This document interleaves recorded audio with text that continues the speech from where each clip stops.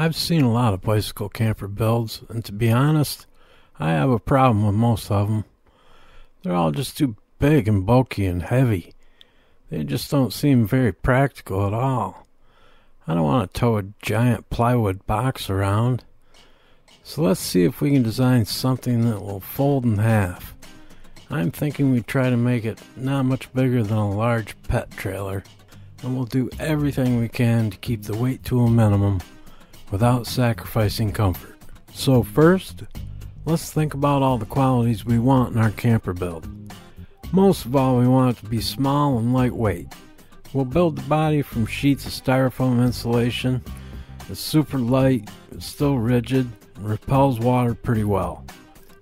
We want this thing to be rainproof, not just rain resistant. It needs to stay dry inside if a thunderstorm blows through. We want it to be simple, which is always a good idea, but in this case, I want to be able to make quick repairs on the road without bringing along a bunch of heavy tools. So we use parts that are easy to source from the local dollar store or hardware store wherever possible. We want it to be convenient and comfortable, quick to set up and easy to take down.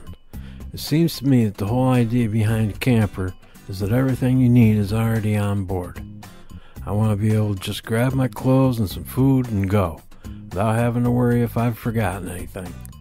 So with that in mind, we need to install a few amenities. We're going to need a place to cook. I'd like to have a burner with room for 2 small pots, but also a grill to cook steaks and chicken on. I think I've got just the thing in mind. We're going to need a sink to clean up the mess. We'll put in a fan for ventilation, not just because it gets hot, but if you've ever slept in a tiny tent, you'll know that your breath can build up a lot of condensation overnight, and we need a way to vent that outside. We want a lot of natural light, big windows so it doesn't feel too claustrophobic. We'll need a cooler, but probably not what you're thinking. No ice. We'll convert a small lunchbox to thermoelectric. Just enough room for some eggs and a couple of other things. We need a bed, of course, but I would also like a seat and a table.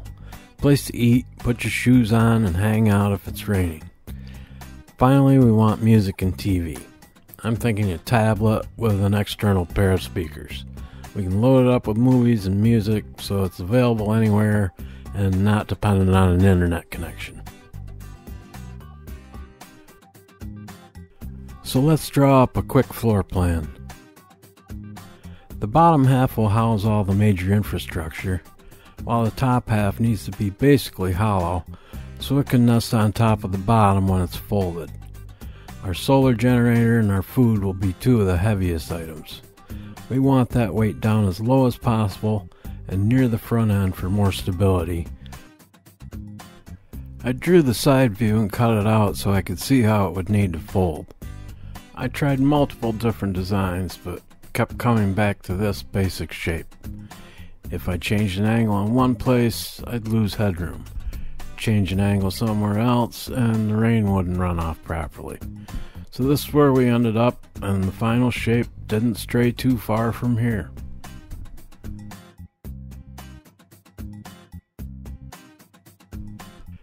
Drawings are great, but I felt like I needed to see this thing in 3 dimensions, so I made a physical model out of cardboard. This is as close as we're going to get to a prototype, so I wanted to make sure everything was going to work before I started cutting any styrofoam. The bottom drawer will house our solar generator and cooler, and the back opens to reveal the kitchen with our sink and grill.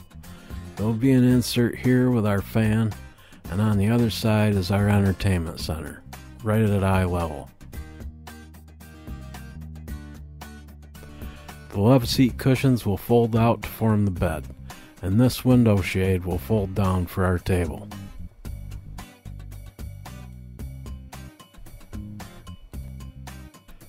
I made the model to scale for this guy. It's an artist model because I'm an adult and I don't play with dolls. So let's pretend our guy is going camping. It's crappy outside, so you can sit here at the table and eat, watch TV, or just relax? Oh no, looks like he's been drinking again. It's been a problem and we're helping him work through it. I'm sorry you had to see that. Pull yourself together, pal. We never talk anymore. You're always off camping, and your drinking is out of control. I'm going to stay at my mother's. Well, we'll get a good night's sleep, take in some fresh air, and hopefully work things out tomorrow. What the hell was that? Sounds big. Alexa, are bears attracted to foam insulation? The tools I used are pretty basic. I didn't need to buy anything special, with the exception of this stuff. Foam Fusion from Hotwire Foam Factory. And when they say fusion, they mean fusion. I found this bicycle trailer on Amazon. It only weighs 17.5 pounds after removing the basket and top frame, but it's still pretty rugged, with a load capacity of 140 pounds. It only needs to support the weight of the camper. I'll attach some folding legs to support my weight when it's parked. The floor will be made out of 1/2-inch plywood with a lot of holes drilled in it to reduce the weight. I tested some different hole patterns on some chipboard first, then stood on it to see how much material I could safely remove.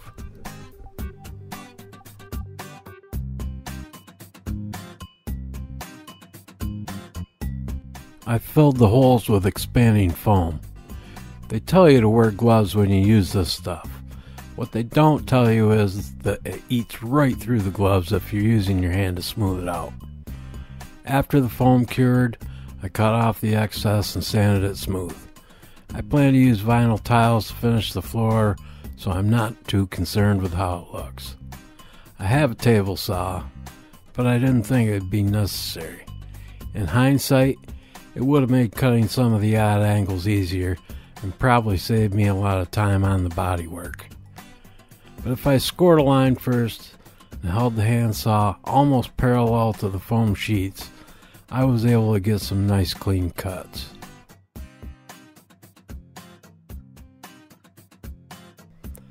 I cut the slots out for the wheel wells and inserted a piece of 1/4-inch plywood.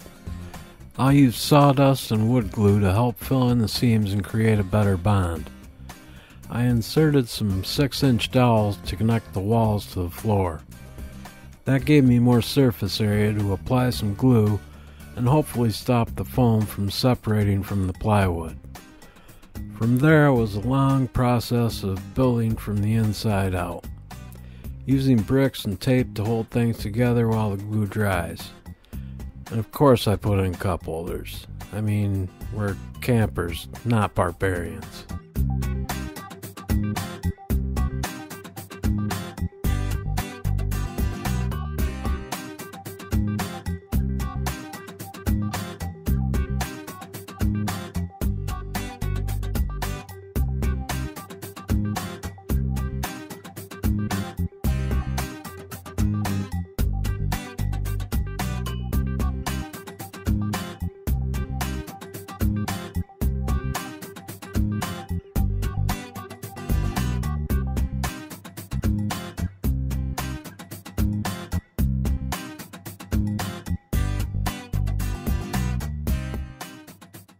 I'll need to take the tow bar off while I'm camping so I don't trip over it. I might as well put it to use to support the kitchen cover. It'll be a great place to hang a lantern too. I'll line the entire inside of the kitchen with foil tape to make it safer and easier to clean. The grill is one of these types that's been stripped down to the bare bones. I'll use a bag with a filter for water. But we'll get into all that stuff later when we take it camping. I made sure that I'll still be able to access the kitchen and cooler from the inside in case it's raining. I cut notches in the roof sections to strengthen the seams and keep them from coming apart. Once I got the roof in place, it was time for the moment of truth. Will it fold?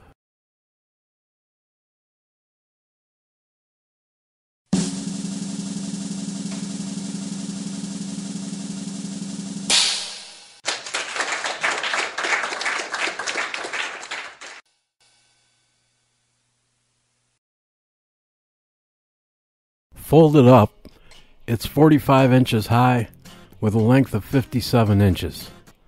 It's 34 inches wide and weighs in about 60 pounds so far with the trailer. Inside, there's 54 inches of headroom and 71 inches of sleep space, or just under 6 feet. Pretty roomy inside. I think the big windows help a lot. Let me know what you think in the comments. To make the insert for the entertainment center, I used 1/2-inch styrofoam and built it up layer by layer, making room to hide the cables inside as I go.